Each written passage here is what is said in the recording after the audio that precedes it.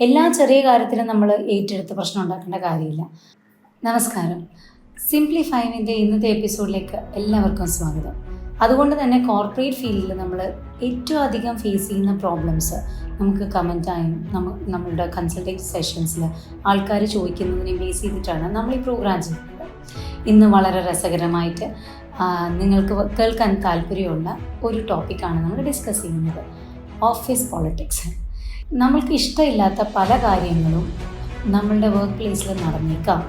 അതിൻ്റെ ഇൻറ്റൻസിറ്റി അനുസരിച്ചാണ് നമ്മുടെ റിയാക്ഷൻസ് വരേണ്ടത്. എല്ലാ ചെറിയ കാര്യത്തിലും നമ്മൾ ഏറ്റെടുത്ത് പ്രശ്നം ഉണ്ടാക്കേണ്ട കാര്യമില്ല.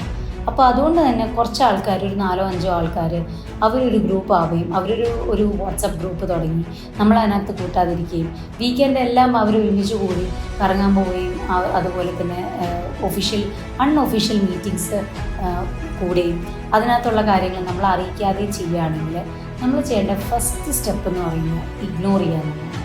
നമ്മളെ ഏൽപ്പിച്ച പണി നമ്മൾ കാര്യമായിട്ട് ചെയ്തിട്ട് നമ്മൾ അത് മാത്രം കണ്ടിന്യൂ ചെയ്യുക. ഇങ്ങനെ വേണ്ടാത്ത പോളിറ്റിക്സിലൊന്നും പോയി ചാടാതിരിക്കുക എന്നുള്ളതാണ് ഫസ്റ്റ് സ്റ്റെപ്പ്. അപ്പോൾ first step four managing side lining is ignore.